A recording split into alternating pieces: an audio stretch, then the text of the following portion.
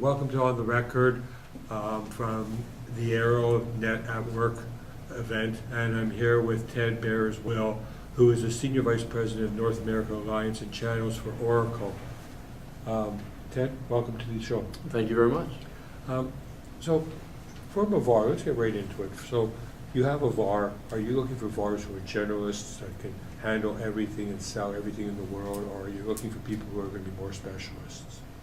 We're definitely looking for specialized VARs. I mean, to sell in the software world, it takes some level of complexity, right? So we're looking for a VAR that can get specialized in a certain area.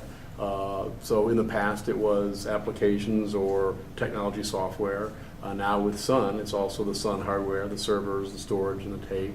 And so we're looking for partners that really can do it all. They don't have to, but as we sell more and more of the whole solution stack, we'd like our partners to think about doing the same. We think that's really where the new paradigm is going, and we'd like them to take on as much of that as they can. So when you talk about specialized, is it specialized by niche markets? Is it specialized by what they sell?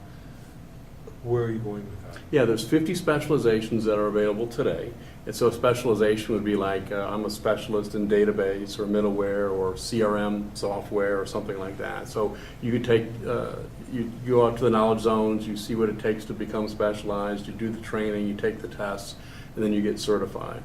And as you get more and more specializations, you could become gold and platinum and even a diamond, specialized partner. And so you get the Oracle logo, you get you're in our solutions catalog, you get recognized by the Oracle Salesforce, which leads to references and leads and things like that, and you get preferred by customers because the customers, of course, like to know that partner that that's going to come in and do their implementation, say for business intelligence, that partner is going to come in and be specialized, maybe be a platinum partner for BI, and that customer then has a high comfort level that they're going to know what they're doing, and risk mitigation for the customer.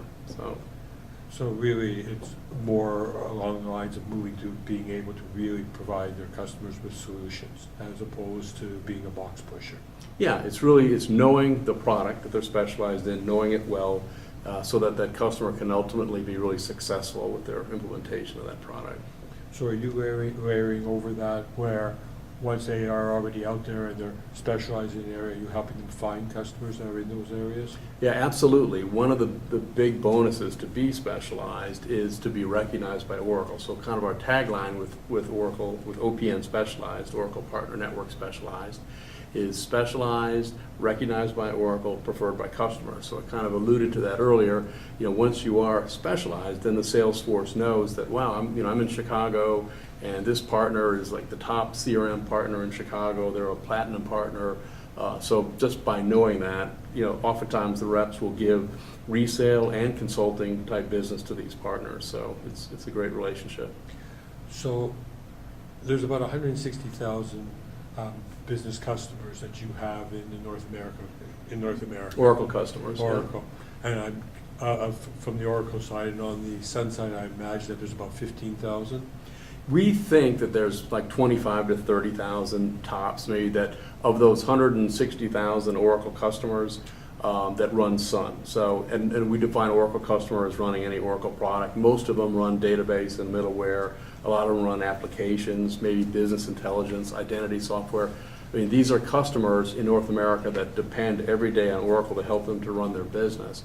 And so if there's 160,000, about 30 of them, say, could be running on Sun. So that leaves 130,000 Oracle customers, low-hanging fruit, if you will, for these VARs to go out and call on and say, hey, it's hardware refresh time, wouldn't you like to buy a Sun platform from Oracle, one that's been engineered and tuned to run your existing Oracle applications as smooth as possible, maybe 5 times, 10 times faster. I mean, it's really a great value prop. So we're telling our Sun hardware partners, why not go there first? That's a good place to start calling on. So if you put it together from the two things that we're talking about, so now what you're doing is you're taking these VARs, or want VARs who want to be taken, was probably a better way to put it, and you're helping them find niche markets, whether it's a big niche, a small niche, but specialized, so where they can specialize in. And then you're saying to them, hey, we probably have a whole bunch of people who are already in that market that aren't being serviced properly for that niche market. And you could, and when I say not necessarily from an Oracle point of view, but from a Sun point of view. And I'll go back to the comment I've made before. It's sort of like a kid in a candy shop, isn't it, for them?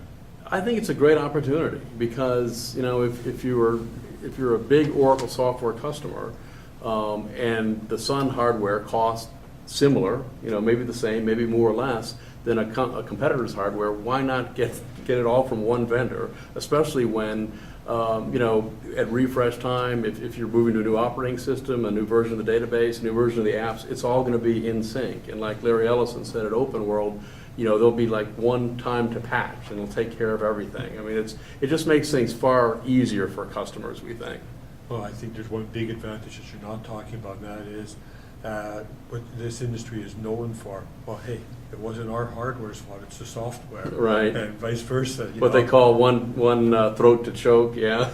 Yeah, you have one vendor you could go to. And some customers, frankly, don't like that. They're like, oh, I don't want to be tied into one particular vendor. But I think we can show a CIO the major benefits, you know, in time and cost and implementation, everything else to go this route, that I think they'll like to do that. Yeah, and if you look at the reason for not wanting to go with one partner is, you know, because they might try to charge you too much or things like that. But if you look at that, and in today's day and age where most of these companies, the customers have enough clout to get a good price, it really doesn't, it's such a small factor compared to the benefits of what you get. Exactly what you said, one throat to choke. Like, I mean, I know as an entrepreneur running my own company, that would be beyond a shadow of a doubt the most important thing to me is, you know, I don't really care whose fault it is, just get it fixed. Yeah. You know, let's not spend 3 weeks and, you know, and $300,000 of our time finding an answer. Let's get it fixed today. Or I think that makes a lot of yesterday. sense, yeah. And things are moving very fast these days. And, you know, the idea is spend more time on the valuable things, you know, your core competencies, the things that make your company better. Let us take care of the mundane, like putting together the server and the storage and the software and the operating system and all that. And, you know, same thing goes for our partners. Instead of them implementing and installing and doing the mundane, they can take, you know, their value to a higher level with the customer and do much more value-added consulting. So we don't think there's going to be less consulting because we're able to deliver this in one piece. We think there's going to be more strategic type consulting. Sure, especially from the specialization side. People always, like VARs are always talking, oh yeah, I want to do more service work and I want to do more solution selling and so on. But they sell everything to everybody. At the end of the day, they can't be a consultant. Right. Like a consultant by definition is someone who knows some area really, really well and can help people in that area. This interview wouldn't be over properly because I don't think, in my opinion, unless I ask one more question which ties right into everything, from a field engagement point of view, how's all this come together? So it's funny you should ask. I just left a 2-hour meeting with the Senior Vice President of Hardware Sales for Commercial and Public Sector. That's Andy Canham for commercial and Anthony Robbins for public sector, and then also Tom Wagner, who runs the Sun Hardware channel for me. I run the North American channel for hardware and software. And so the 4 of us were in a meeting talking about the engagement model. I met with Mark Hurd a couple weeks ago at Open World, and Mark talked about it, and we told him we really need to come up with an engagement model so that the partners know exactly where they can go, where they can make the most money, you know, where they can add value.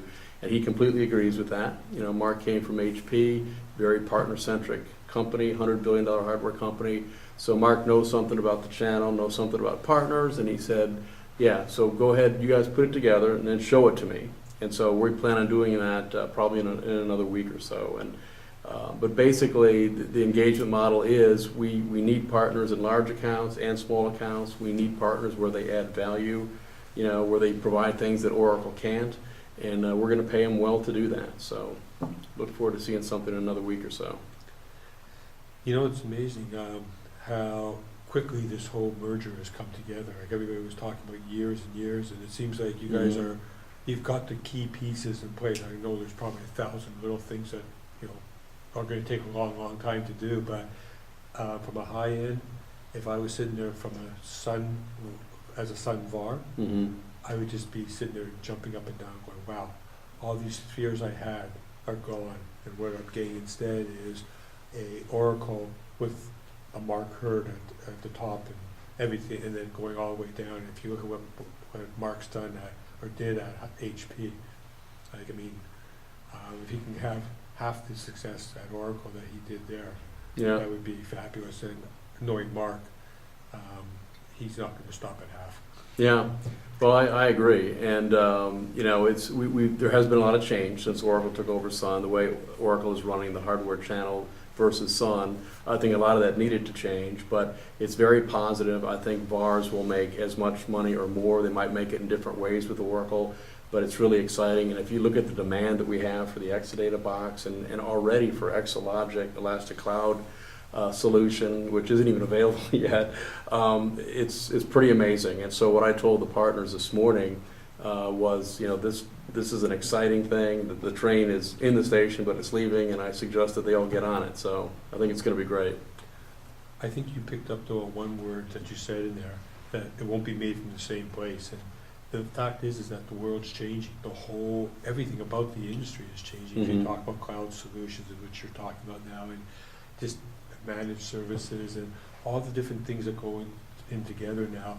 And so a VAR, if they're going to be, you're going to come across two different types of VARs. Right? The ones that are going to say, well, that's not the way it used to be. I don't like it. Mm-hmm. And there'll be the ones that are going to say, you know, let's just peel this onion back just a tiny little bit and see what we have, because they don't have to peel very far to say, wow, this can make me a lot more money. On that note, Ted, thank you very much, Thank you. and look forward to seeing you another time on the Record. Okay.